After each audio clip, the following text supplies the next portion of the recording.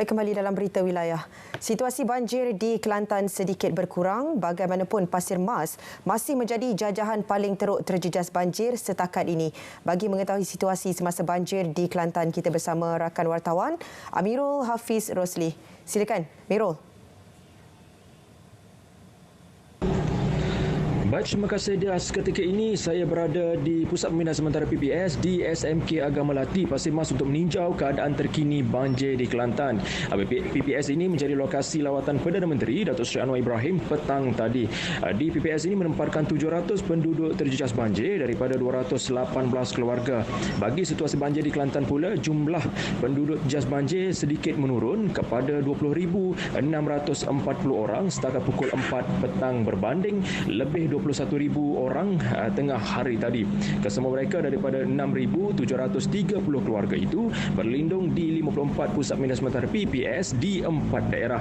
Ia membabitkan Pasir Mas, Kuala Kerai, Tanah Merah, Tumpat, manakala Gua Musang pulih sepenuhnya apabila 2 PPS ditutup petang semalam. Berdasarkan Portal Info Bencana Jabatan Kebajikan Masyarakat JKM, Pasir Mas masih merekodkan penduduk terjejas banjir paling ramai iaitu 18,103 orang daripada yang berlindung di 36 PPS. Ia diikuti Tumpat seramai 1,732 orang di 6 PPS, Kuala Kerai 914 orang di 13 PPS dan Tanah Merah 327 orang di 5 PPS. Dalam pada itu, hanya Sungai Golok di Rantau Panjang sahaja melepasi paras bahaya dan menunjukkan tren menurun. Sekian saja dari saya. Kembali ke Dia di Angkasa Pura. Assalamualaikum dan salam Malaysia Madani. Baik, terima kasih Amirul untuk perkembangan banjir di Kelantan.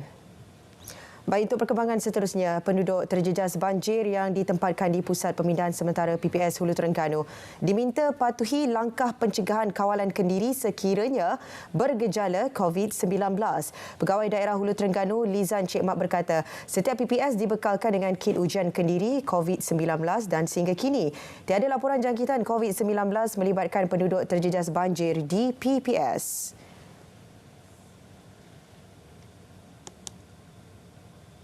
Saya telah mengarahkan semua PPS, kedua sektor untuk memberi penekanan mana-mana yang bergejala, kita mengesyorkan dan mengharapkan dia pakai mask, dan mana-mana yang rasa dia itu memerlukan pemeriksaan disyorkan untuk test kit COVID dulu, dan sekiranya berlaku dijangkiti COVID, kita akan menghubungi pihak Pegawai Kesihatan Daerah untuk pemeriksaan di PPS yang terlibat dengan COVID ini.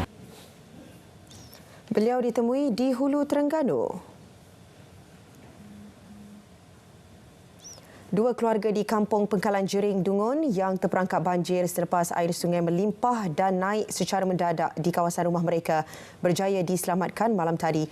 Polis yang menerima panggilan kecemasan daripada pihak pengurusan kampung kira-kira pukul 8.30 malam menggerakkan operasi menyelamat. Pasukan penyelamat terdiri daripada 9 anggota pasukan rescue, Ibu Pejabat Polis Daerah Dungun dengan dibantu Jabatan Bomba dan Penyelamat Malaysia JBPM dilancarkan pada pukul 9 malam.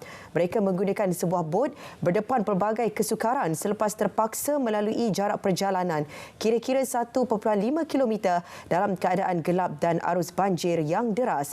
Pasukan penyelamat berjaya membawa keluar kesemua penduduk terbabit dan operasi berkenaan berakhir sepenuhnya pukul 10.30 malam tadi. Mereka kemudiannya dibawa ke PPS Sekolah Kebangsaan Tanjung Pati. Ini pula kes lemas mayat seorang kanak-kanak Muhammad Haras Ilman Muhammad Syahril Ridwan yang lemas selepas tergelincir di Sungai Tok Hakim, Kuala Terengganu ditemukan pukul 11 pagi tadi. Ketua Balai Bomba dan Penyelamat Kuala Terengganu, Rozizah Abni Hajar berkata, operasi mencari dan menyelamat dibuat dengan radius pencarian 100 meter dari kawasan kejadian. Alhamdulillah, mangsa lemas yang kita cari daripada semalam telah kita temui pada jam 11 pagi di kedalaman 5 kaki. Jarak daripada tempat mangsa yang akhir dilihat tu dengan tempat yang kita jumpa pagi ini adalah 30 meter. Ya, semasa dijumpai mangsa dalam keadaan meniarap. Mayat mangsa diserah kepada pihak polis untuk tindakan lanjut. Penduduk di pesisir pantai Kampung Pekalan Maras Kuala Nerus bimbang susulan kejadian hakisan sejak 2 hari lepas ekoran air pasang besar. Tinjauan RTM di kawasan itu mendapati keadaan hakisan semakin buruk berbanding banjir gelombang pertama November lalu. Jarak antara premis dan tebing pantai pada awal tahun ini adalah 200 meter berbanding kini berjarak hanya 30 meter. Bagaimanapun ia semakin terjejas apabila salah sebuah rumah penduduk hampir menyembah bumi 2 hari lalu.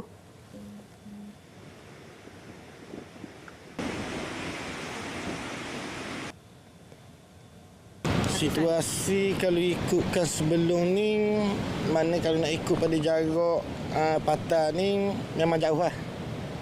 Mana masa tu comel lagi lah kalau kita nak tengok pasir pun ada apa semua. Tapi untuk dalam 2-3 hari ni bila ambok kuat apa semua, hakisan jadi cepat.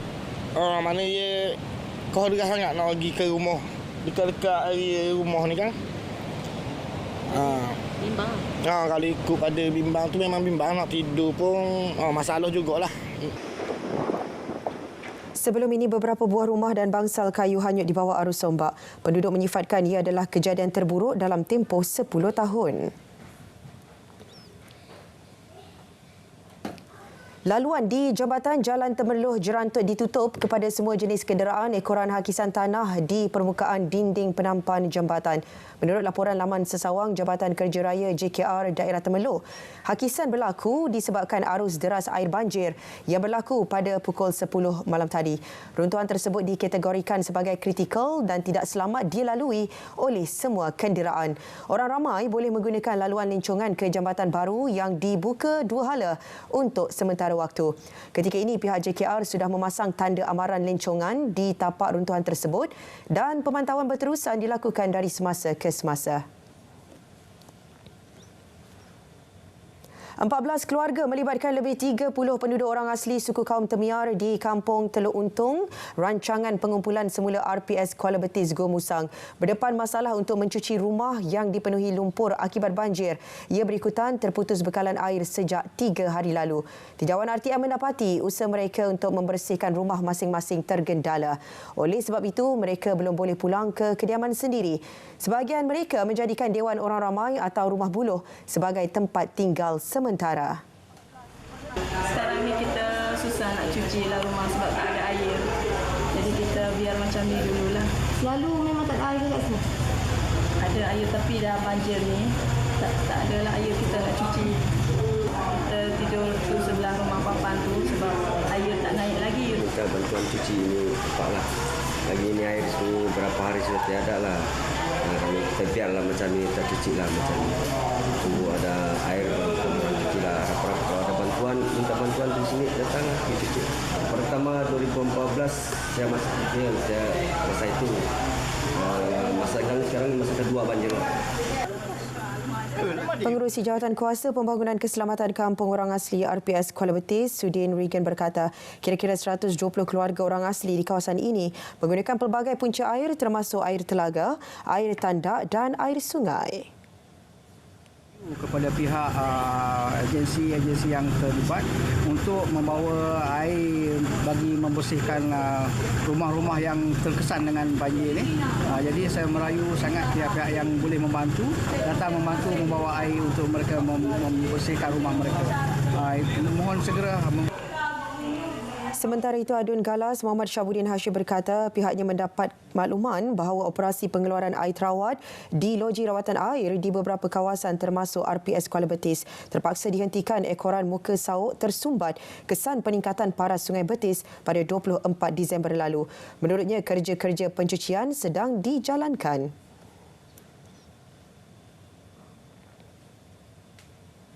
Baik saudara, seterusnya untuk perkembangan berita semasa di Pahang, kita langsung ke studio mini di sana bersama rakan penyampai Atira Haswah. Silakan Atira. Terima kasih. Hampir 500 penduduk yang berlindung di 8 pusat pemindahan sementara PPS di daerah Raub dibenarkan pulang ke kediaman masing-masing. Ia berikutan keadaan banjir di kawasan itu pulih sepenuhnya. Laporan penuh situasi semasa di Raub terus bersama wartawan Jasmi Faisal Muda. Jasmi. Baik, terima kasih Adira. Keadaan banjir di daerah Raub kini pulih sebenarnya dan semua 4 pusat pembinaan sementara PPS yang berupa sejak beberapa hari lalu telah ditutup sepenuhnya semalam dan semua penduduk JAS telah dibenarkan pulang untuk membersihkan kediaman masing-masing. Dan namun mereka juga diminta waspada setiap kali sekiranya berlaku hujan lebat besar serta peningkatan parah sungai yang boleh mengakibatkan banjir kerana rata-rata penduduk tinggal di dekat sungai. Baik, seketika bersama saya Adundong yang juga Expo Komunikasi dan Multimedia, dia sukan dan Badan Bukan Kerajaan Negeri bagi Muhammad Rahman. Mungkin YB boleh kongsikan keadaan semasa banjir di kawasan Dong. Baik, Assalamualaikum warahmatullahi wabarakatuh. Terima kasih RTM sudah turun ke Sungai Raub untuk meninjau kawasan banjir di kawasan Dong melibatkan beberapa kampung yang berlaku pada Isnin lalu dan alhamdulillah banjir sudah semakin turun dan 8 pusat pembinaan sementara di Dong yang dibuka pada Isnin lalu telah ditutup, melibatkan lebih 105 keluarga dan lebih 500 mangsa yang terlibat. Saya berkesempatan meninjau ke semua pusat pembinaan sementara. Ada di kampung-kampung tertentu yang bilangan keluarganya agak ramai kali. Di petang itu saya dah minta ke kampung dan pemimpin setempat agar berhati-hati dan mengingatkan penduduk di kawasan masing-masing agar akur pada arahan pihak berkuasa untuk berpindah di keadaan mereka dinaiki air. Baik, YB, jika berlaku gelombang kedua, YB, jadi bagaimana persiapan keperluan bekalan harapan kepada penduduk JAS yang tinggal di Kedah dan mungkin yang tidak berpindah? Untuk Pangkalan Harapan sebenarnya saya kira 2 bulan lalu saya sendiri dah melancarkan operasi Pangkalan Harapan untuk daerah Raub lebih kurang 2 bulan lalu bersama dengan Jabatan Kebajikan Masyarakat daerah Raub dan juga agensi-agensi lain yang terlibat, khususnya pejabat daerah, SDM, PDRN dan beberapa agensi lagi lah. Dan alhamdulillah Pangkalan Harapan ini dilengkapi dengan makanan keperluan yang mencukupi, di mana bulan lalu telah kita hantar ke setiap Pangkalan Harapan ini makanan yang diperlukan ketika musim banjir. Baik, terima kasih YB atas proses yang telah menunjukkan. Baik, saya kira itu saja perkembangan semasa keadaan banjir di Raub. Budi kembali bersama Tira Aswah di studio. Terima kasih. 2 kematian akibat banjir direkodkan di Pahang dalam tempoh monsun timur laut yang bermula sejak awal November lalu. Justru Pengarah Jabatan Bomba dan Penyelamat Malaysia JBPM Pahang, Datuk Wan Muhammad Zaidi Wan Isa menasihatkan masyarakat untuk lebih berhati-hati dan sebaiknya tidak melakukan sebarang aktiviti air ketika ini. Adalah dinasihatkan keadaan apabila berlakunya banjir, hujan yang berterusan, ini akan menyebabkan aliran sungai ataupun longkang sekalipun akan dipenuhi air, aliran dia akan menjadi begitu tinggi ataupun begitu laju. Jadi adalah dinasihatkan kepada semua masyarakat supaya lebih berhati-hati ataupun kalau boleh elakkan terus aktiviti di air. Bagi ibu bapa pula dan juga kanak-kanak, cubalah kita kawalkan anak-anak kita, terutama yang tidak boleh berenang dan sebagainya, mengelak daripada bermain di tepi longkang atau di kawasan-kawasan saliran-saliran air. Kes pertama melibatkan kematian kanak-kanak lelaki berusia 5 tahun, Rizra Madina Jamaluddin yang dilaporkan lemas selepas dipercayai terjatuh ketika memancing bersama 3 lagi adik-beradiknya. Kejadian berlaku berhampiran kediaman mereka di Rompin 11 Disember lalu. 5 hari berselang, remaja lelaki Muhammad Amirul Haikal Cijapa 14 tahun maut ketika mandi-manda bersama 6 lagi rakannya di kawasan tali air di Kuantan. Sementara itu, 1,800 anggota termasuk bomba sukarela dipersiap dan sedia diatur gerak sepanjang MTL kali ini, malah pemantauan berterusan telah dilakukan sebelum MTL bermula. Rondaan juga dijalankan di 763 kawasan hotspot banjir di Pahang seperti mana yang diumumkan Jabatan Pengairan dan Saliran. 50 peserta terdiri daripada golongan kurang upaya OKU menyertai acara larian 5 km merentas desa kategori OKU dan pendidikan khas serta Paralimpik sempena program Monsuran Kinabalu Hill 2023 di Felda Jengka 12 Jerantut. Program anjuran Persatuan Rekreasi dan Kebudayaan AD21 Jengka Pahang itu melibatkan 330 peserta. Pengarah program Syarul Effendi Ismail yang juga pengerusi Persatuan Rekreasi dan Kebudayaan AD21 Jengka Pahang berkata, inisiatif ini bagi mengeratkan silaturahim dalam kalangan penduduk sekaligus dapat mempromosi gaya hidup sihat. Selain itu, menurutnya, penyertaan golongan OKU juga dapat membina keyakinan dalam diri mereka sekaligus menonjolkan bakat.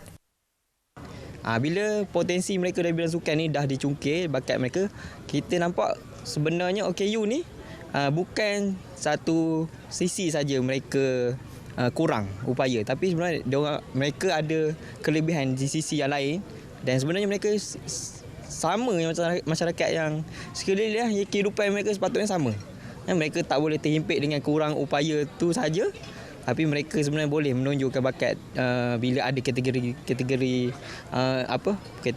open, terbuka dan beri peluang lah kepada golongan kurang upaya ni.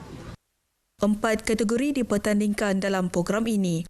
Kejayaan pelaksanaannya melibatkan 80 sukarelawan dalam kalangan belia dan warga emas Felda Jengka 12. Selain itu, turut melibatkan kerjasama pelbagai agensi kerajaan antaranya Kementerian Belia Sukan Negeri serta Pejabat Pendidikan Maran. Jelasnya, pelbagai aktiviti dianjurkan pihaknya pada setiap hujung tahun melibatkan penduduk setempat dan luar dari Pahang bermula 2018. Sekian berita dari Pahang, dari sungai ke segara, Palestin pasti merdeka. Assalamualaikum dan salam Malaysia Madani. Baik, terima kasih Atira Aswan untuk perkembangan dari Pahang.